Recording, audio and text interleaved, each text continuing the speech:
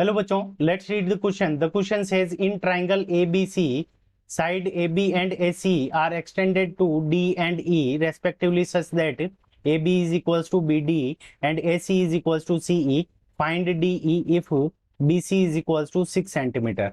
तो देखो यहाँ पे ये हमारा ट्राइंगल हो जाएगा A, ये पॉइंट हो गया हमारा B और ये पॉइंट हो गया हमारा C और यहाँ पे ये यहाँ तक एक्सटेंड किया, ये पॉइंट हो गया हमारा D और ये पॉइंट हो गया हमारा E।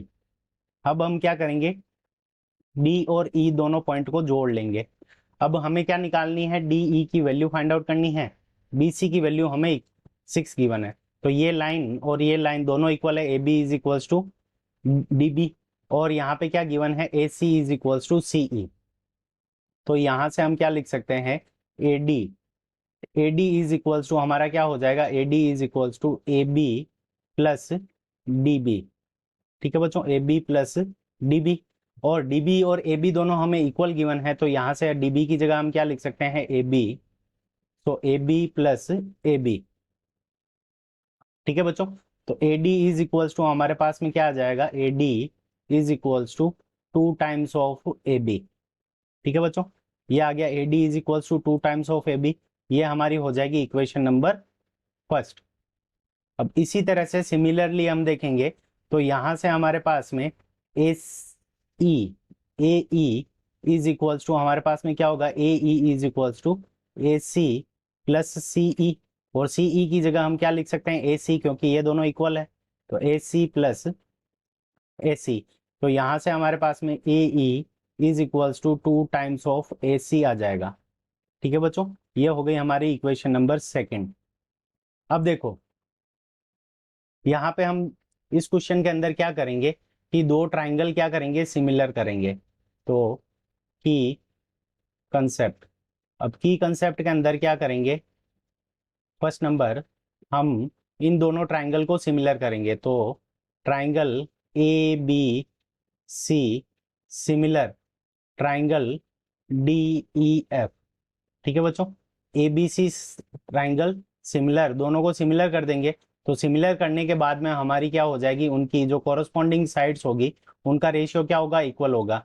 तो AB divided by DB is equals to हमारे पास में क्या होगा, AC divided by AE is equals to BC divided by DE। ये तीनों का रेशियो क्या होगा, हमारा इक्वल होगा। अब देखो यहाँ पे दोनों ट्राइंगल को सिमिलर करना है, तो हम दोनों ट्राइंगल ले लेते हैं। तो in triangle ABC and triangle ADF, ये दोनों ट्राइंगल ले लिए। अब देखो इनके अंदर क्या दे रखा है हमें, तो AB और DB का रेशियो गिवन है। तो AB डिवाइडेड बाई DB, तो DB को हम क्या लिख सकते हैं, तो AB इज इक्वल टू, तो AB हो गई हमारी, और DB को हम क्या लिख सकते हैं, 2 टाइम्स ऑफ AB। ठीक है बच्चों, तो यहाँ पे ये रेशियो आ जाएगा 1:2। ठीक है बच्चों, तो इसको ये हो जाएगी हमारी इक्वेशन नंबर थर्ड। ये दोनों का रेशियो हमारा कितना हो गया, 1:2। और इसी तरह से हमारा जो रेशियो हो जाएगा AC डिवाइडेड बाई AE, इसका भी रेशियो हमारा कितना आ जाएगा, 1/2। इसको हम दे देंगे इक्वेशन नंबर 4। और यहाँ पे angle A is equals to हमारा एंगल A, ये क्या है, दोनों ट्राइंगल के अंदर कॉमन है, दोनों ही ट्राइंगल के अंदर कॉमन है, इसलिए ये क्या होगा, दोनों के अंदर इक्वल होगा। तो कॉमन होने के कारण ये इक्वल हो गया। तो हमारा क्या हो गया कि triangle ABC similar triangle ADE, यहाँ पे क्या आएगा, F की जगह E आएगा। तो ये दोनों ट्राइंगल हमारे सिमिलर हो गए। रीजन क्या हो जाएगा, दो साइड्स का रेशियो इक्वल है और उनके बीच का कंटेनिंग एंगल क्या हो गया, इक्वल हो गया। ठीक है बच्चों, तो साइड एंगल साइड रूल से ये दोनों ट्राइंगल सिमिलर हो गए। तो यहां से हमारे पास में जो कोरोस्पॉन्डिंग साइड्स होगा उनका रेशियो क्या होगा, इक्वल होगा। तो यहाँ पे हम लिख देते हैं AB divided by AD is equals to, तो यहाँ पे हमें क्या निकालना है, DE की वैल्यू निकालनी, तो BC डिवाइडेड बाई DE। अब देखो AB डिवाइडेड बाई AD की वैल्यू हमें कितनी गिवन है, तो 1/2। So 1/2 is equals to BC, BC की वैल्यू हमें कितनी गिवन है 6 centimetre is equals to DE। तो यहाँ से हमारे पास में DE इज इक्वल्स टू क्या आ जाएगी, तो यहाँ लिख लेते हैं, तो DE is equals to 2 times of BC, 2 times of BC।